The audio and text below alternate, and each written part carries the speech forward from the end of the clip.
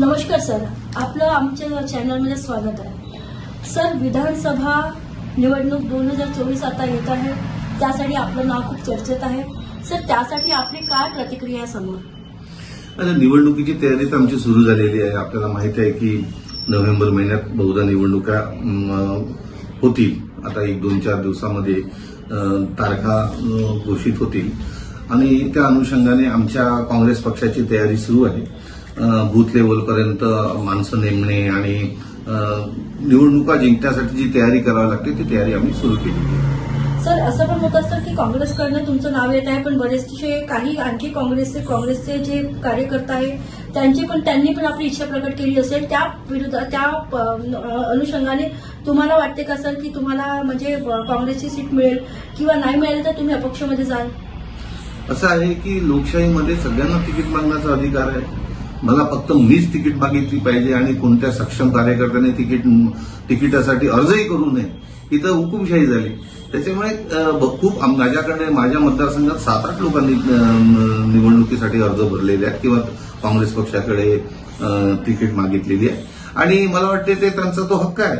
आणि दुसरा राहिला अपक्षाचा, काँग्रेस पक्षाने तिकीट दिली नाही तर मी काही अपक्ष लढण्याच्या मनस्थितीमध्ये नाही। सर, आपण जर रणांगणात आले तर असे कुठले मुद्दे जे आहे ते तुम्ही घेऊन येणार? असं आहे, अमरावती शहरात जो विकास झाला माझ्या कार्यकालामध्ये तो विकास लोकांसमोर आहे।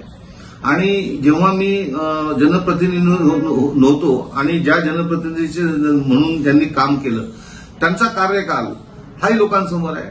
दोन्ही कार्यकालामधला जो फरक आहे तो लोकांसमोर असल्यामुळे मला असं वाटतं की लोकांना हे आता माहीत झालेलं आहे की या अमरावती शहराची धुरा आपण कुणाच्या हातात दिली पाहिजे आणि त्या अनुषंगाने ते निर्णय घेतील।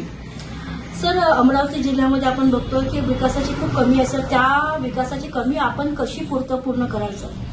तुम्ही पाहिलं असेल की जेव्हा मी मंत्री होतो, फायनान्स, प्लॅनिंग, एनर्जी, इरिगेशन या सगळ्या खात्याचा मी मंत्री होतो आणि माझ्याच कार्यकालामध्ये अमरावतीमधले सगळ्यात जास्त प्रकल्प, पाटबंधाऱ्याचे प्रकल्प हे त्याला मान्यता मिळाली होती।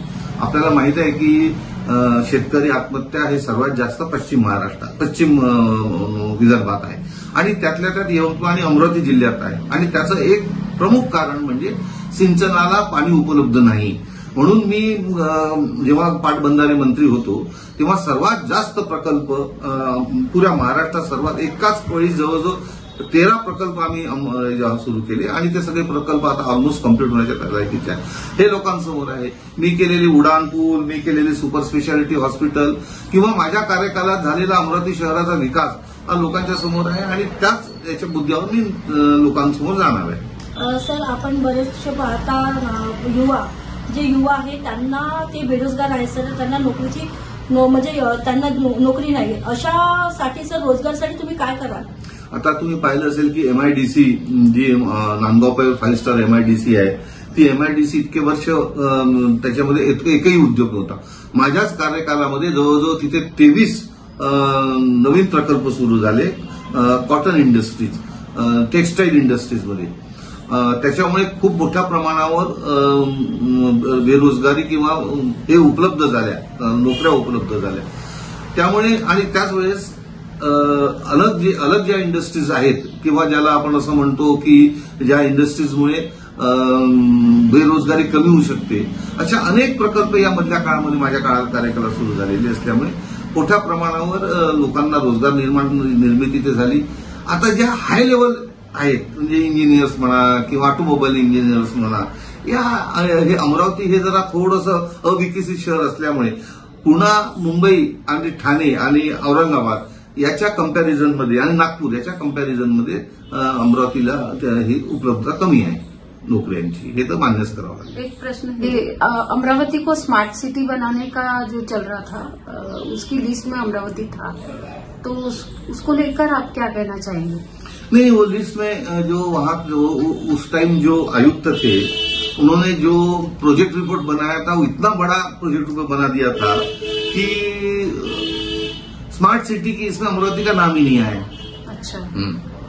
क्योंकि ऐसा है, जिस शहर की आर्थिक इकोनॉमिक कंडीशन समझो 500 करोड़ खर्चा करने के, तुम 2500 करोड़ का प्रोजेक्ट बनाओगे तो नॉन वायबल होगा वो।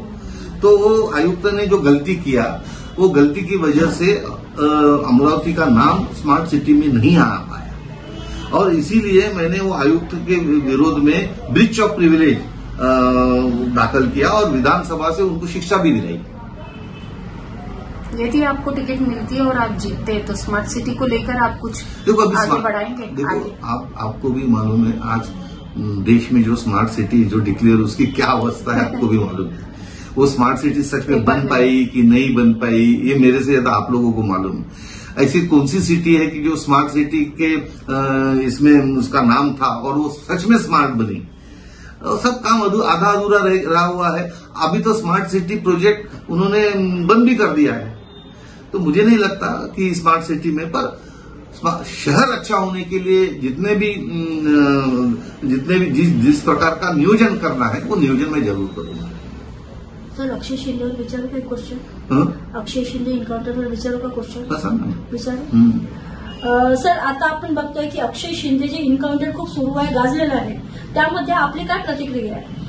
नाही, असं आहे की अक्षय शिंदेने जे केलं ते एकदम घृणास्पदच होतं, त्याच्या बाबतीत कोणाच्याही मनात हे नाही। पण आपण लोकशाही मानणारा देश आहोत आणि आपल्याकडे एक न्याय व्यवस्था आहे। न्याय व्यवस्थेने समजा त्याला मृत्यूदंड दिला असता तो जास्त उचित झाला असतं असं मला वाटतं। हे कसं आहे, या गोष्टीचा तोटा असा होता की उद्याहून एखाद्या पोलीस ऑफिसरचा कुणाशी पर्सनल एनिमिटी असली, त्याचा हे असतं, त्याचा दुश्मनी असेल तर तो या प्रकारचा करायला उद्युक्त होईल। त्यामुळे मला असं वाटतं की न्याय व्यवस्थेने दिलेल्या निर्णयावर आपण जास्त विश्वास ठेवायला हवा। सर आजच्या स्थितीमध्ये जी लाडकी बहीण योजना आलेली आहे, अंतर्गत किंवा अंमलात आणलेली आहे, सर त्यामध्ये आपली काय प्रतिक्रिया आहे?